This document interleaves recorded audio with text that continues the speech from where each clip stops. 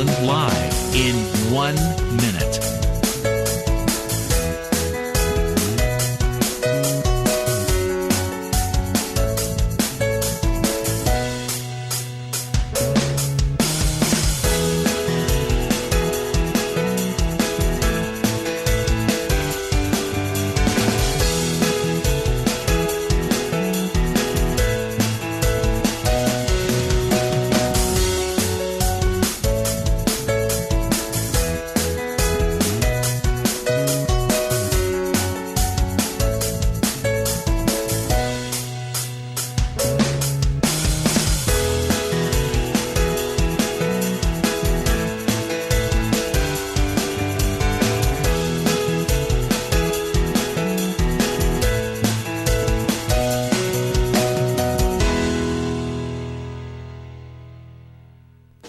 Welcome to Lynn Cullen Live at pghcitypaper.com. Email your questions and comments to Lynn at pghcitypaper.com.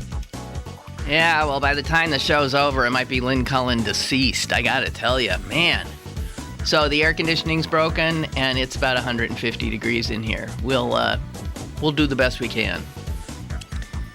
Welcome to a really hot edition of Lynn Cullen Live. It's Wednesday. It's August something or other.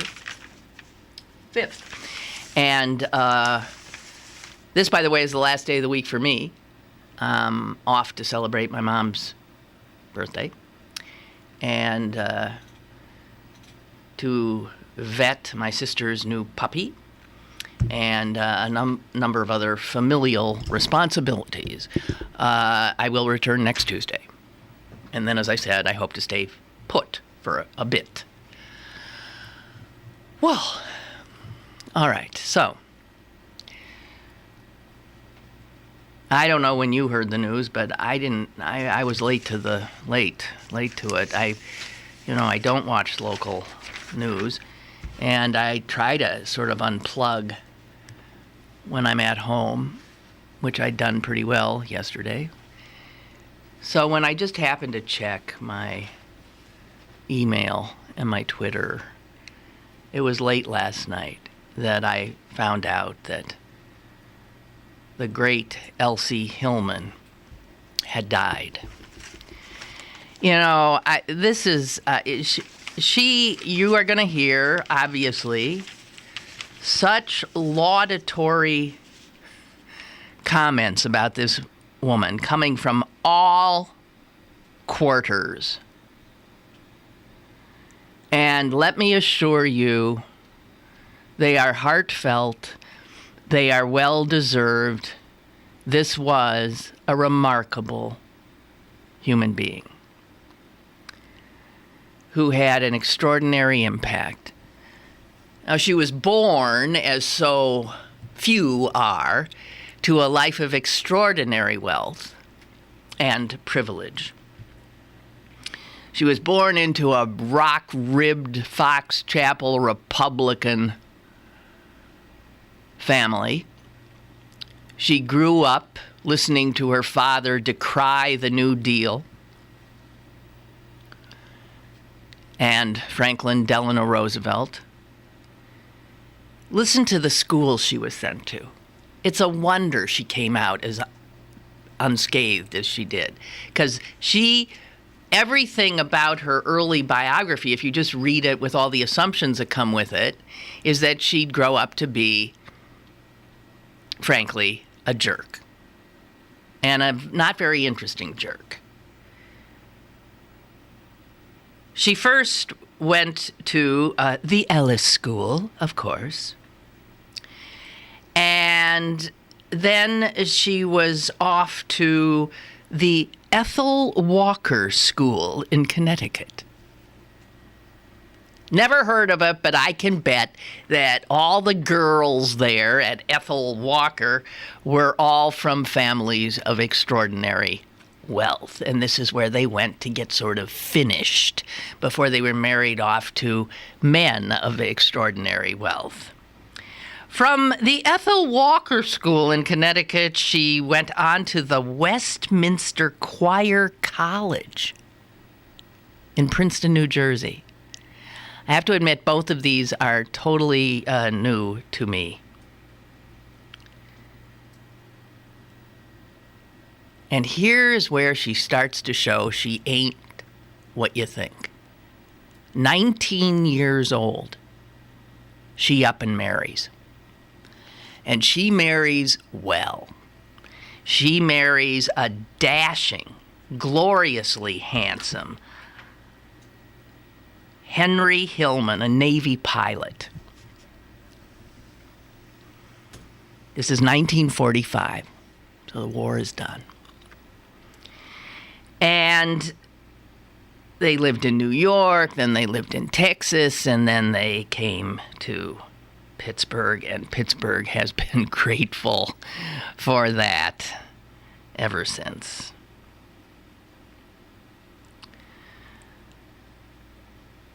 This is a woman who was, the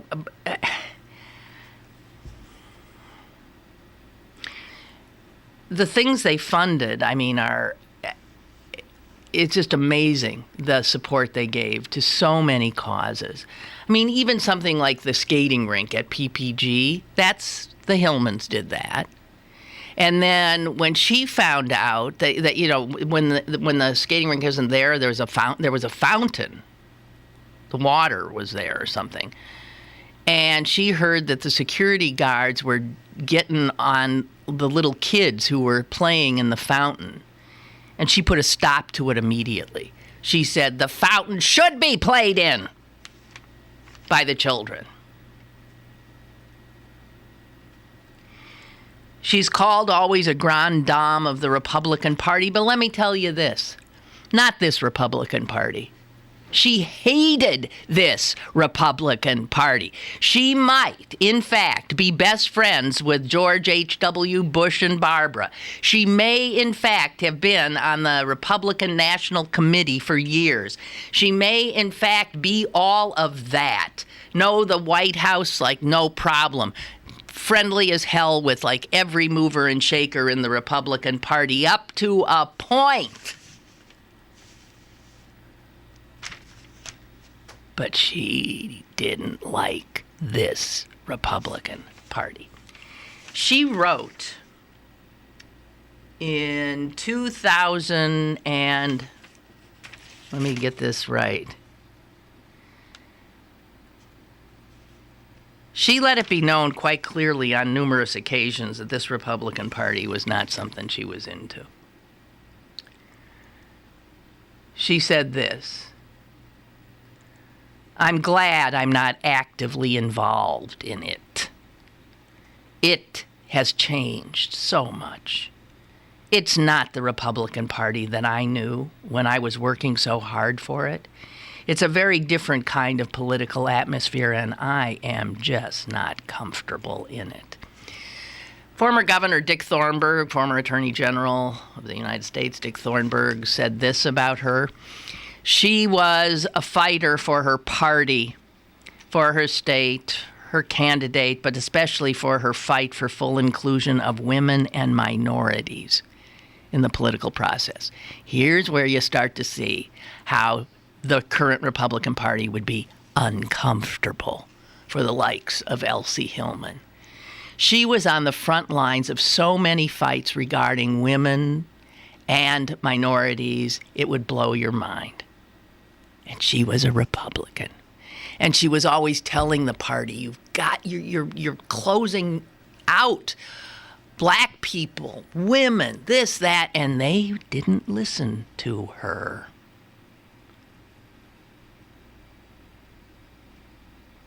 The Republican Party, Thornburgh says, it's one of the great disappointments of my life that we didn't hold on to what Elsie Hillman was bringing to the party.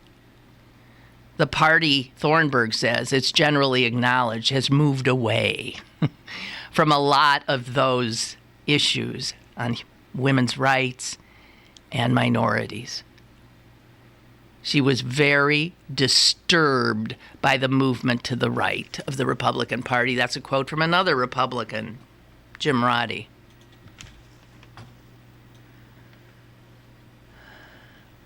You talk to labor leaders in this town, they love Elsie. You talk to Democratic mayors in this town, they love Elsie. You talk to black leaders in this town, they love Elsie. You talk to any Tom, Dick, or Harry in this town, they loved Elsie.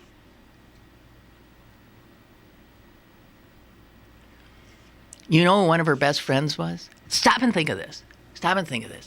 Here's Elsie Hillman, a woman to the manor born, a woman of extraordinary wealth. Her and Henry, weren't they always in the Forbes list of the richest Americans for years and years and years until the tech boom displaced them? Yeah, I mean, just incredible riches. And then one of her dearest friends, so dear, that when she and Henry renewed their marital vows 10 years ago, this would be on their 60th wedding anniversary, because their marriage lasted until her death, and it lasted 70 years. But on their 60th, they renewed their vows. And who did she ask to stand next to her at that event to be her matron of honor? Another grande dame, but this one born to poverty. This one never making all that much money. This one never mistaken for an upper crust blue blood. This woman she asked to be her matron of honor was the grande dame of Pittsburgh's Democratic Party, the former mayor, Sophie Masloff. When I think of Elsie Hillman and Sophie as pals, that tells you all you need to know, I think.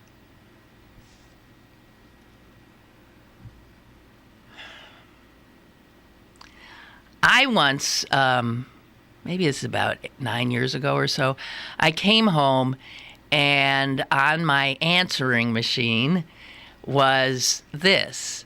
Hi, Lynn, this is Elsie Hillman. I understand that you called. I'm just calling back. Please give me a ring. And I thought, what? I didn't call Elsie Hillman. I didn't call her. How did she think I didn't call her? But I called her back. And she picked up the phone. And I said, Elsie, hi, it's Lynn Cullen. Oh, hi, Lynn, how are you? Like I'm her best friend.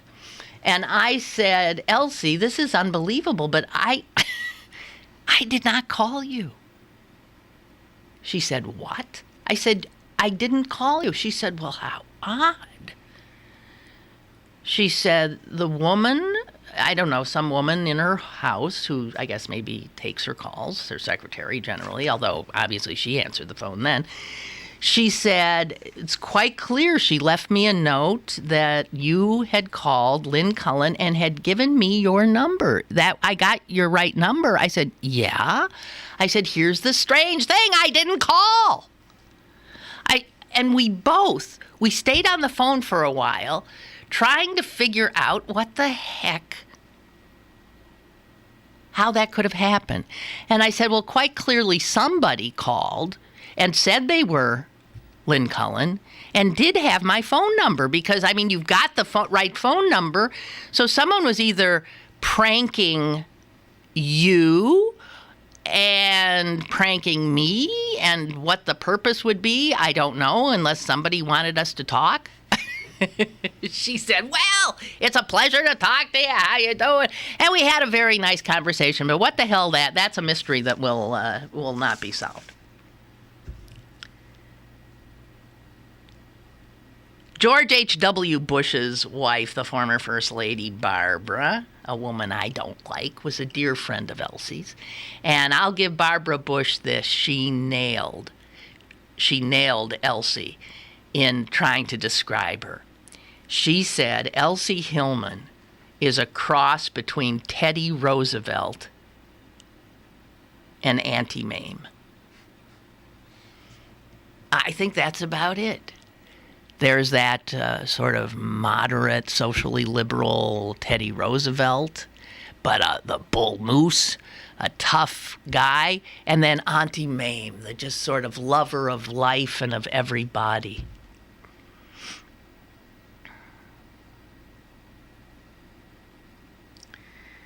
Few things from the Post-Gazette's obit if you didn't know her history. It says throughout the 1960s, that was well before my time here in Pittsburgh, Elsie Hillman was expressing concern about the lack of African American voices in politics and in power. And her concern was focused mostly on the Republican Party. I don't know that they were listening to her. During the 1980s, when the AIDS scourge was upon us, and people were terrified, and victimization of people with AIDS was, I mean, again, you look back on that and you think we did not, many of us, handle this well.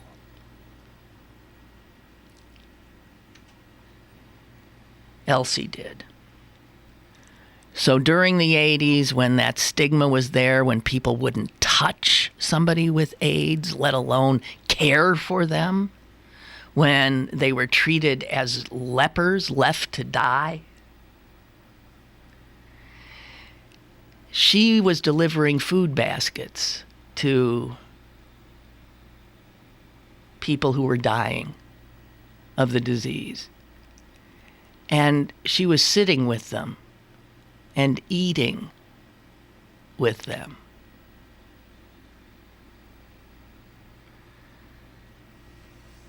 She established something called the Republican Future Fund to promote centrist policies, and it didn't work. And I have to tell you, that's my phone if you're hearing it, and I have to tell you that as a member of Planned Parenthood, which is under huge attack right now, and as a board member of Planned Parenthood, I want to tell you that she will be much mourned. Her support for abortion rights, for reproductive rights, for a woman's ability to control her own body, and that all births should be voluntary, consensual births. She was there with Planned Parenthood as staunchly as anyone could be. She wrote to the Post-Gazette in 2009 and said this: "While we are traditionally the party of limited government intrusion in our lives, and the party of personal responsibility, the social extremist wing of the Republican Party has taken over and made abolishing choice a focus for the party." She was appalled.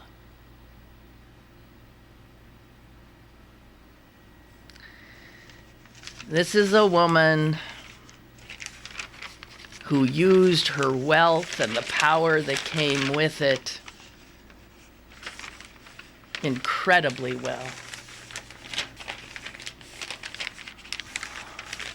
Whose capacity for friendship and compassion were,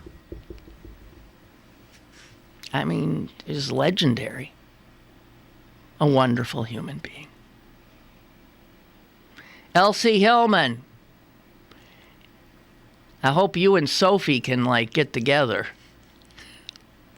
Here's the times when I wish I believed in a heaven of my own making, where now Elsie and Sophie are just they're laughing.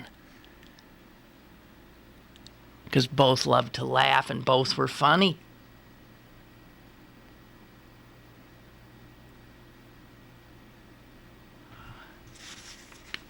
President Bush, H.W., wrote this Elsie Hillman, our dear friend, broke the mold. She was full of wisdom, full of energy, full of humor. She was a tireless political activist and a wonderful, caring human being. I was blessed to have her on my side. Barbara and I loved her. Well, yeah. Okie doke. The other thing I noted, and I appreciated this too, you know how somebody dies, what they die of? Everybody, like the curiosity takes over, the sort of like rubbernecking. What'd she die of? Well, I loved what the cause of death was said to be. And we should see it more often. Complications of old age. She died because she was old. And a lot of stuff was not working right anymore.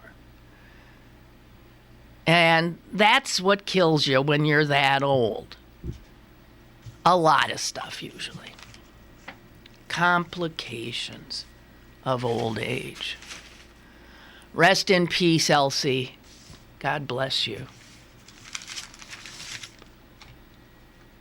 Margie says, I thank her for the Hillman Cancer Center. Margie has battled cancer. You're battling cancer. I'm not sure what you battled, right? They gave millions and millions and millions for the Hillman Cancer Center. They gave so much of their money.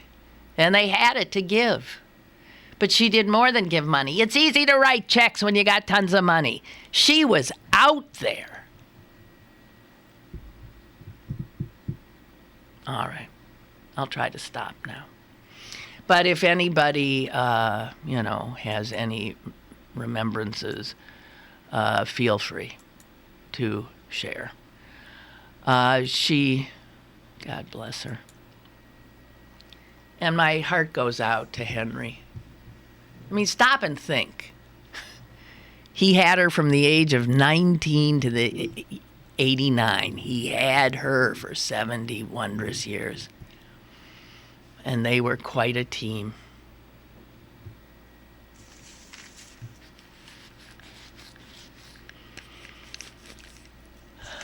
Tomorrow, if you hazard watching the Republican debate, you will see a party that Elsie Hillman didn't want to involve herself with anymore. It will be up front.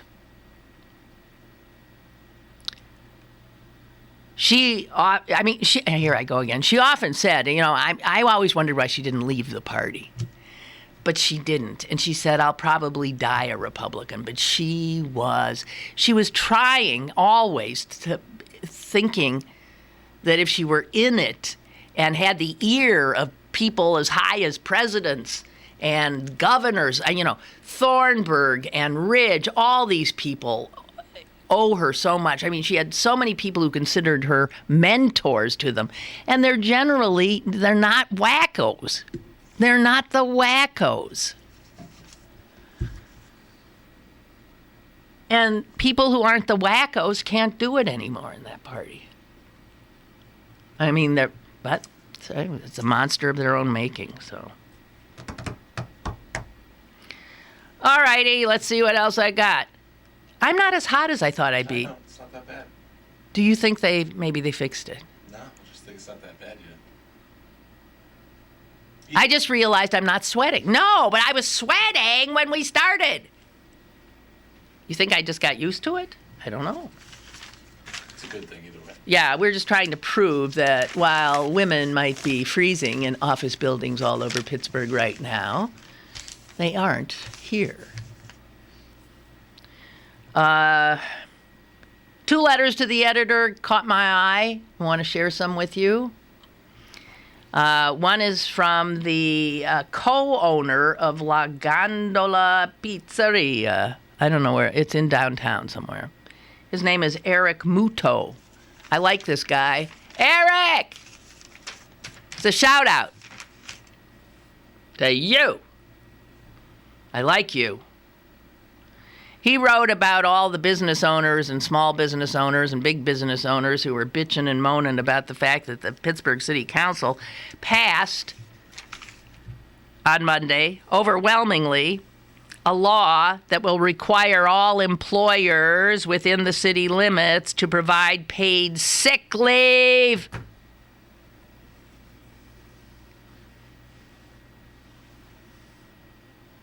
It applies to, I think, not everybody. Is it everybody?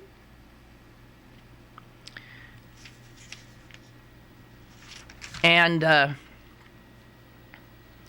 he's a small business owner. And he wrote this. We have a call. You want to take it? Yeah, sure, I'll take it. You're on. Hello. Hello, Lynn. Hi. There was one thing that always puzzled me about Elsie, and why she didn't step out front in the UPMC Highmark fiasco. Yeah. It's a good question. I just thought that she would have had a voice that should have been and could have been heard. What is it that no one will speak out, even Elsie, on that? That's a puzzlement that I've always had. Yeah. I understand. Other than that, I mean, that's the only. I don't consider that a negative, quite frankly, but that's. Yeah, I mean, no, anyone would be hard-pressed to have a bad word to say. A puzzlement is one thing, a bad word's another. Yeah. She was wondrous, but Yeah. I don't know. Name me a shaker and mover who has. Yep. It's weird. Okey-doke. Okay, thank you. I appreciate it. Bye. Okay, so back to my pizzeria guy, Moto, Eric Moto. He says this: as a small business owner, I support paid sick leave legislation. There are many employers in Pittsburgh who don't even pay a living wage. If left up to them, their employees would never get paid sick days to care for themselves or a loved one. I'm going to skip over a bunch of things. And then he said, passing paid sick days is just common decency. There it is in a nutshell. Because we cannot rely on the current corporate business model that American capitalism has embraced. We cannot rely on anyone following that model to be decent, because the model itself is indecent. It just is. Didn't used to be. You could be a capitalist and not be a son of a bitch. Now, if you're a capitalist in good standing, you're a son of a bitch. You throw more people out of work to line your own pockets than you ever create jobs. Oh, and if you are creating jobs, you're creating jobs that really don't pay a living wage, or don't even pay a living wage to someone living in Burundi. Anytime I see anyone who employs people say things as basic and simple and direct as Eric Muto has said here, passing paid sick days legislation is just common decency. It's unfortunate that you have to have government step in and do it, but government, which these capitalists can't stand and don't want bothering them, government steps in, you nitwits, because you don't rise to a basic level of ensuring your employees'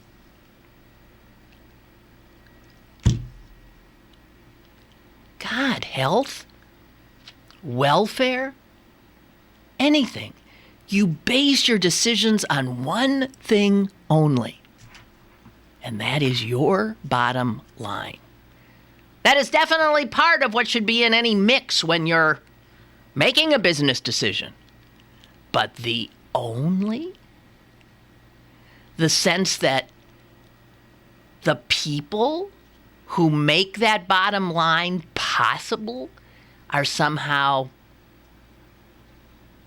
not worthy of consideration of their needs in whatever recipe for success you have in mind.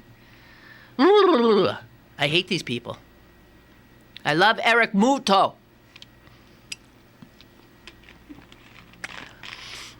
And then I'm glad there's a wonderful letter from a woman with a great name. Lucretia is her first name.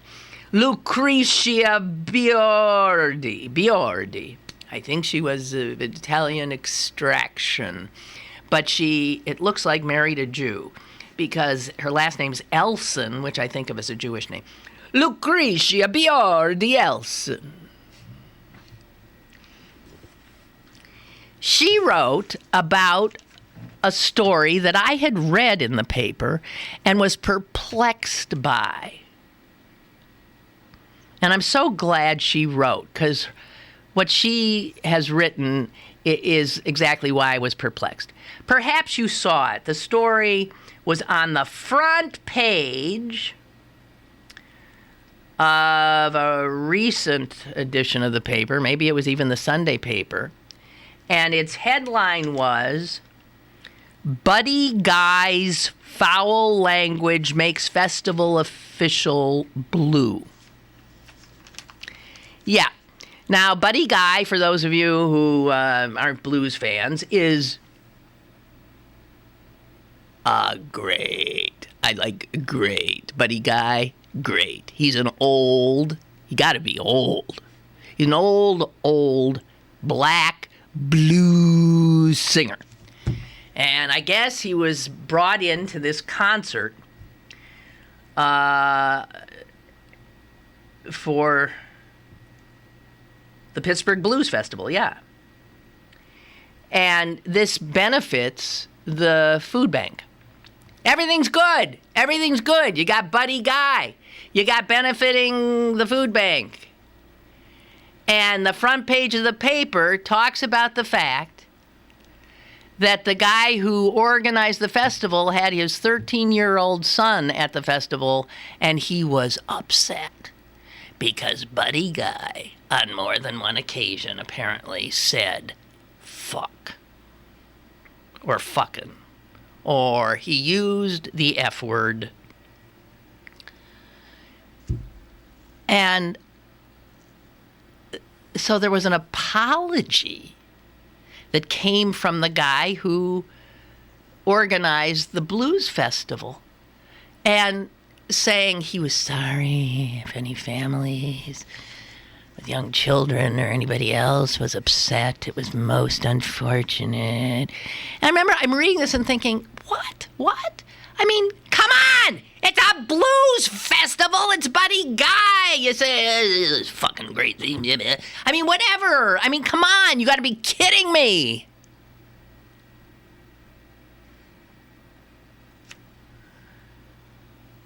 In comes Lucretia Biordi Elson of Squirrel Hill.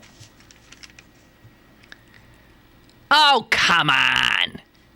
I love her already. To have chastised Buddy Guy publicly on the front page, no less, for offensive language he used at the Pittsburgh Blues Festival is taking political correctness to a new ludicrous high. We are talking blues here, the origin of which lends itself to salty language. These folks did not have Ludwig of Bavaria or whomever as a patron commissioning their work. Not sure why that came in there. It's a strange little aside, Lucretia. Maybe because she's related to Lucretia Borgia, and the Borgias were patrons of the artists. Anyway, she continues. If Festival chairman Ron Esser's 13-year-old son is anything like the 13-year-olds I've heard, I'll bet he could teach dear old dad a few oral zingers that would redden his ear tips. Yes, indeed. And then she says, keep on truckin', buddy. I effin' love you. Buddy and I are both 79. Yes! Lucretia! Bjordi Elson, I love you. I love Eric Muto. We should all get together at his pizzeria and I'll buy you a slice, okay? Serious. My 13-year-old son, like your 13-year-old son, has not heard the F word? Excuse me. Excuse me.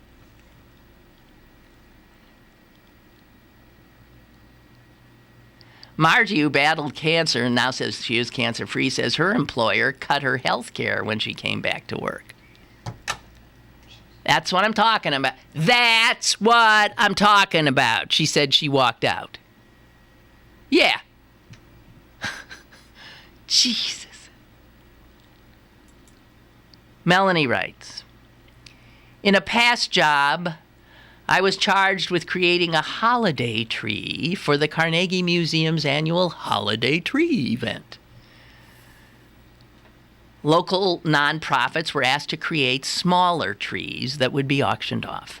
I was there setting up my tree on the day of the event, and in came Elsie, dragging her own tree behind her, and continued to set it up and decorate it with different mineral stones in honor of the Hillman Hall of Minerals and Gems at the Carnegie. I just thought, wow, how very normal she seemed. And I've been a fan ever since. Yeah. No pretense at all. No pretension. God, if all the 1% were Elsie Hillmans, first of all, we wouldn't be talking about 1% and 99%. We would not. If any rich people or rich capitalists want a role model,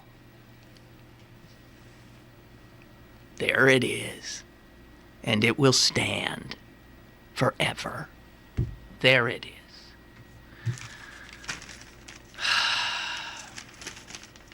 And one other thing that gladdened my heart. You know the phrase, I'm sadder but wiser? Is that the phrase? Yeah. No, some people say it's older but wiser. No, it's sadder but wiser. Isn't it sadder? Gotta say something, yeah. What? Yeah, sadder but wiser. Well, then I'm thinking there's that song from the Music Man. The older but wiser girl for me. Or is it the sad? No, I don't know. I don't know. Anyway, when you age, do you get smarter? Yes, it turns out. Yes, you do. A study of adult intelligence published in the journal Psychological Science said this, and this will blow your mind about some of the, when we peak in life at various times. Listen to this. We are born unable to do much of anything, right? Hey, babies are helpless. Our physical abilities change over time. From infancy on, we just get better and better at walking, at jumping, at climbing, at running. But get this, in our early 20s, our physical abilities begin to decline. So that upper, kids up until your early 20s, and then I got news for you, physically you're going down from the time you're a young 20-something. As you get older, you invariably slow down in many ways.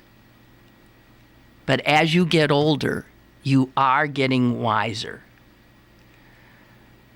Some abilities mature early, such as how fast we recall names and faces. I'm total dunder. I mean, I'm negative 20 on any scale on that regard. But vocabulary and general knowledge increases into the time you're 70. So I'm still growing here. Processing speed, how fast we absorb and rejig numbers, names, facts, peaks around, get this, 18 years of age. Yeah, Alex, you're already on the downside on a number of things here. Yeah. Jumping, running, names, faces, rejigging numbers, whatever that means, and how fast your brain can work. The size of your mental notepad, how much you can remember and manipulate at one time, like playing Jeopardy, being able to buzz in real fast. That is at its prime in our mid-20s and plateaus around age 35. 35. And then it... But that's when something else kicks in. Emotional intelligence. That's what kicks in. So somebody said, for instance, the difference between a 20-year-old and a 40-year-old in terms of emotional intelligence is just huge, huge. Maybe the 20-something is quicker, but wiser? Not at all. So our vocabularies can continue to grow. They can peak as late as 70-ish. This is a good sign. So we can at least, I don't know about sad or wiser, but you can teach an old dog new tricks. Yes, you can.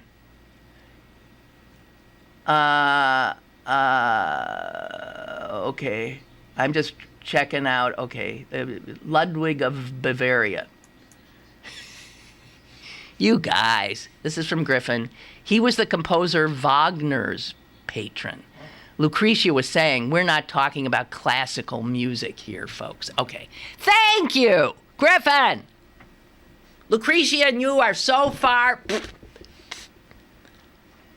Okay. So I tell you what, I want to take a quick little break here, and I want to come back, and we're going to try to get a guy named Khalid Raheem on the horn, as they say. He's got a march he's organized. This is for you marcher types. And I'm going to give him a chance to plug it a little bit, okay? So back in just a moment. Want something to do? Download the new and improved CP Haps app and find out what's going on in Pittsburgh. It's the free and fun app that puts the most popular events at your fingertips, plus discount tickets to your favorite concerts and shows. Text events to 77948 to download now and register to win Kennywood tickets. The CP Haps app, brought to you by Pittsburgh City Paper. Download now and get going! Check out the CP classifieds for the top places to work in the Burgh. FIA is now hiring multiple full-time entry-level call center representatives in their Green Tree office. Starting wage is $11.50 an hour, increasing to $12.50 an hour after the first 6 weeks.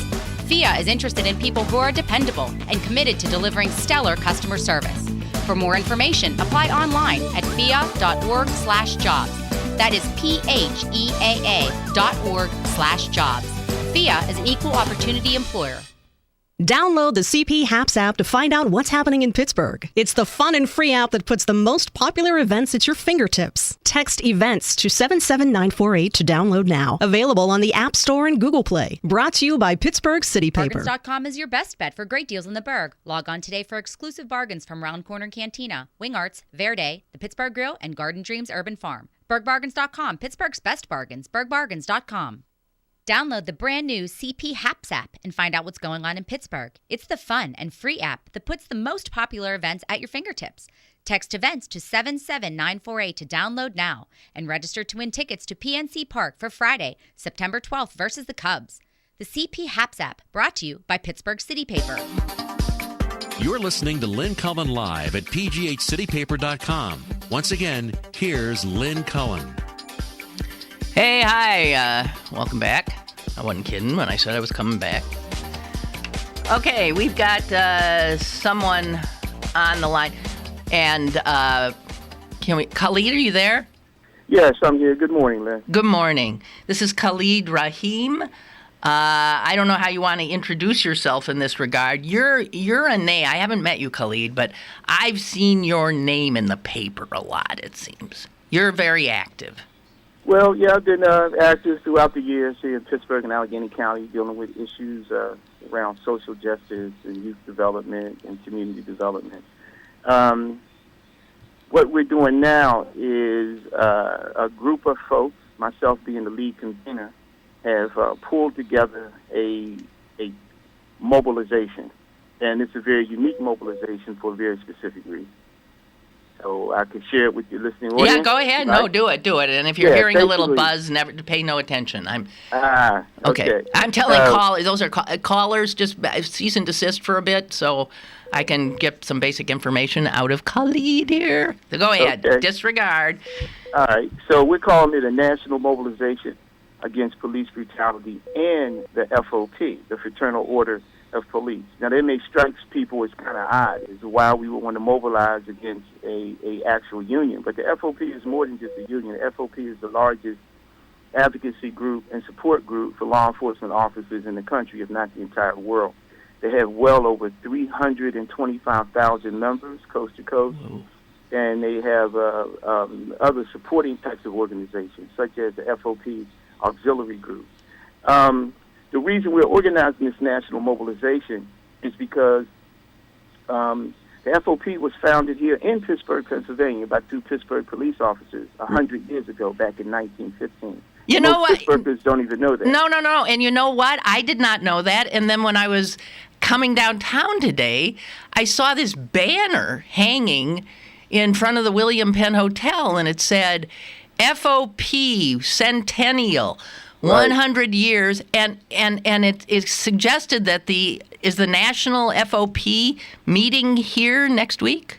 Yes, it is. The national FOP is going to meet here in Pittsburgh, Pennsylvania, August the 9th. Okay, so they start... August the 9th is the opening day. That's Sunday, right? Yeah. Right, yeah. Sunday for its convention. Gotcha. And August the 9th is not just the opening day for the FOP annual convention or its 100-year celebration, but August the 9th also represents the one-year anniversary since Michael Brown was killed by Officer Darren Wilson up in Ferguson, Missouri, which set off that series of protests and demonstrations and rebellion. Right. So we're focused on the FOP because of what they represent, not just as an advocacy group, not just as a union for police officers, but the fact that they have continued to support law enforcement folks even when they have been obviously wrong. The most latest case being a case where a University of Cincinnati police officer shot and murdered an unarmed motorist, and he was immediately arrested after the video cam revealed that he shot this man point blank. Well, just a few days ago, who came out to support this cop? The FOP up in Cincinnati, Ohio. The FOP did the same thing in the Freddie Gray case when the 6 police officers in Baltimore were arrested for the murder of Freddie Gray, who was front and center and not just defending the 6 police officers who were charged, but in trying to find ways to castigate the judgment of the mayor as well as the state attorney general. So Khalid, the FOP. Yeah, Khalid. And so last but not least, I need to mention this. Last but not least, the FOP was not founded in August of 1915. The FOP was founded in May of 1915. And so they made a very conscious and deliberate decision to have their first day, opening day convention on the same day that Mike Brown was killed up in Ferguson. Okay. Now, I have a number of reactions. One, I am blown away that any union is 100 years... A public employee union 100 years old. That's pretty amazing, I just have to say. Yeah. I can't even imagine that. Although coming out of Pittsburgh, that makes some sense because it was a union town at that point. The other thing I want to say is I have noted the same thing. It seems like any time, I'm just talking locally, that the Pittsburgh police have been accused of some behavior that they should not have engaged in, the FOP is out bang like that, Right. supporting them. Now, but here's the other thing. That's what unions do. Right? They always support. I mean, that's what a union has to do. It's going to take your side no matter what. I think maybe even their bylaws say that if you're ever fired or up for disciplinary activity, we will be there for you. So maybe there's some of that sort of just knee-jerk pro forma, gotta do this thing. On the other hand, it seems to me, too, that the FOP is definitely part of the problem.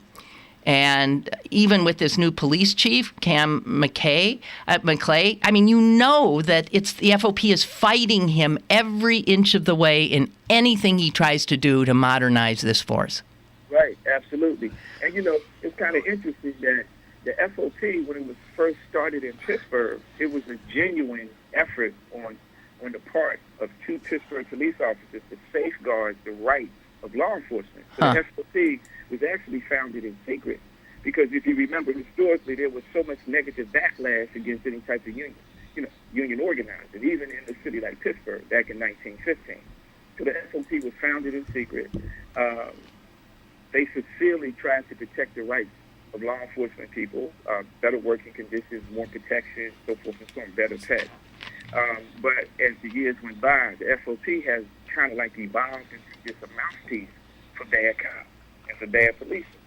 And so that's what we want to challenge. We want to challenge. I'm losing you, Khalid. I'm losing you. Where are you going? Yeah, I'm saying we want to challenge what the FOP represents, not just as a union, but as an advocacy group on behalf of cops who do the wrong thing. Yeah. We want to look at their policies and their practices, not just in the city of Pittsburgh, but nationwide.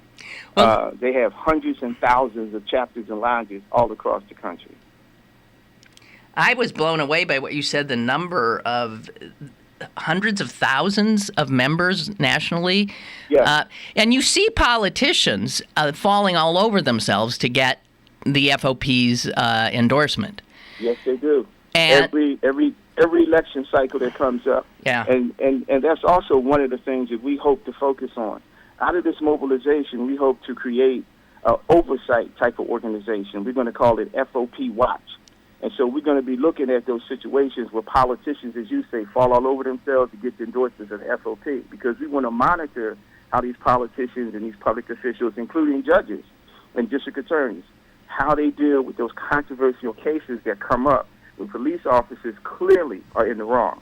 Are they going to do the right thing, or are they going to succumb to the political pressure and backlash from the FOP?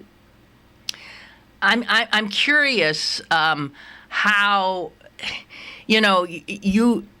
the causes that you support often will put you on the political spectrum. On the left, also on the left, are unions usually. Is there any controversy about you targeting a public employee union that is public employee unions now under incredible attack by the Republican Party? Right. So, I mean, it puts you in some uncomfortable company perhaps, or loses some of your normal support? Are you concerned? Well, I've already got some pushback from at least one union, which I won't name, which basically said that they could not support this initiative. And I don't think they couldn't support it because they didn't think it was right.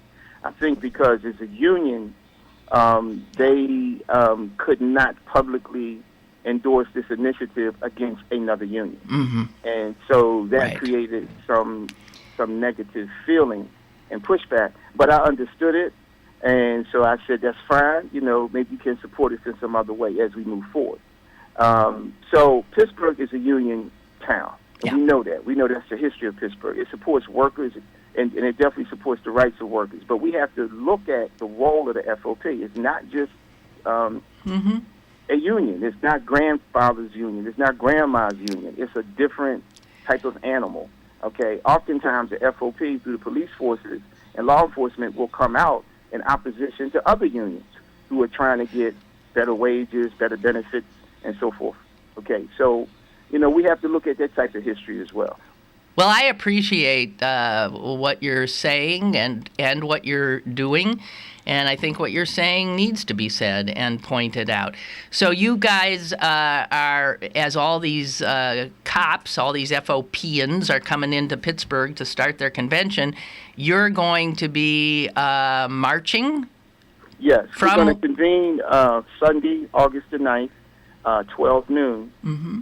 At Freedom Corner. And Freedom Corner, for those who don't know, is located at Center Avenue in Crawford, in the Hill District. Right. We're going to march from Freedom Corner to the David Lawrence Convention Center at 10 and 10 Avenues, and that's where the FOP is having this convention. Wow. So you're going to hold your rally down right in front of the convention center when all these cops are there? Yes, ma'am, we are. We're going to start at Freedom Corner, and at 1:30, or maybe a little before, we're going to head downtown, and we'll be in downtown Pittsburgh at approximately 2 o'clock. Well, I wish you all the best in your efforts, and I appreciate what you're trying to turn the spotlight on. I do. And well, thank you very much. I'm glad I had an opportunity to speak on the show. Can I leave some contact information for your listening audience? Absolutely, go for it. Yeah, you can call me at 412-606-0059. This is regarding the national mobilization against police brutality and the FOP. You can also go to the website blog page, which is https://FOPWatch, FOPWatch.wordpress.com. FOPWatch.wordpress.com. Yes. Gotcha. Khalid, thank you very much. Appreciate it. Okay. Bye-bye.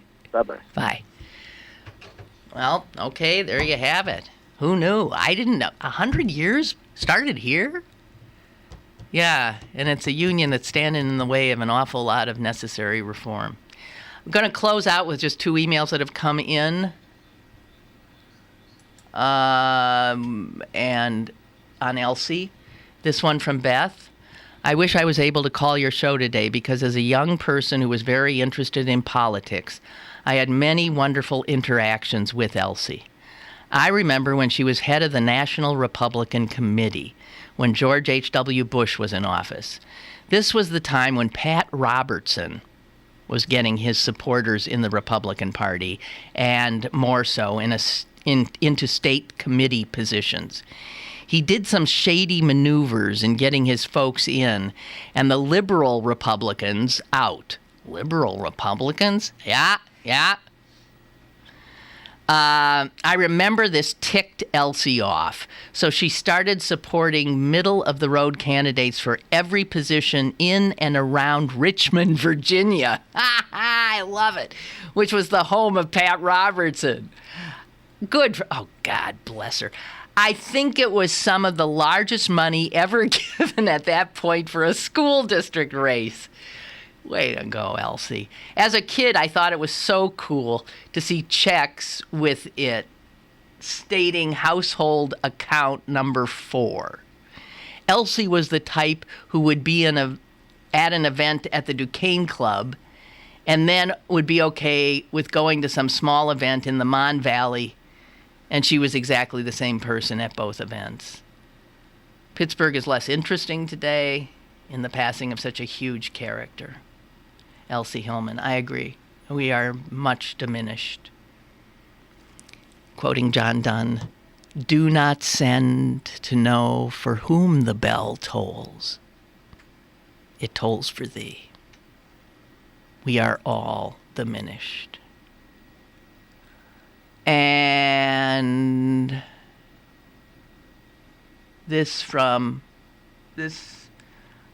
growing up in Western Pennsylvania, I knew the Hillman name was always associated with parks and pools and high school football stadiums and little league ball fields and lots of good things. They got a lot from coal and various industries, and I cannot judge the environmental and economic impact, but they did give back to the communities and made for some good times in the 50s and 60s for sure. Also, they point out a good comment on the Post-Gazette's obituary. Someone posted how poignant the irony that Mrs. Hillman dies the very day her Republican Party celebrates their assault on women's freedoms by attacking a stalwart of Mrs. Hillman's, Planned Parenthood. Yeah, well, that's one of those classic things. She didn't leave the party left her. Yeah, Elsie Hillman. Oh, and actually, your thing about swimming pools reminds me of something. There was a time when Mayor Murphy was in office when there was a budget shortfall, when wasn't there, and they said they were going to have to close a bunch of swimming pools. And Elsie called him and said, "We can't close the swimming pools in the summer," and somehow organized it so that kids would have the pools available to them. She was just amazing. So Elsie, God bless you again. And I am off and will return next Tuesday, and then, as I said, intend to stay put for a bit. Okay? Have a great, great, great rest of your week and weekend. See you next week.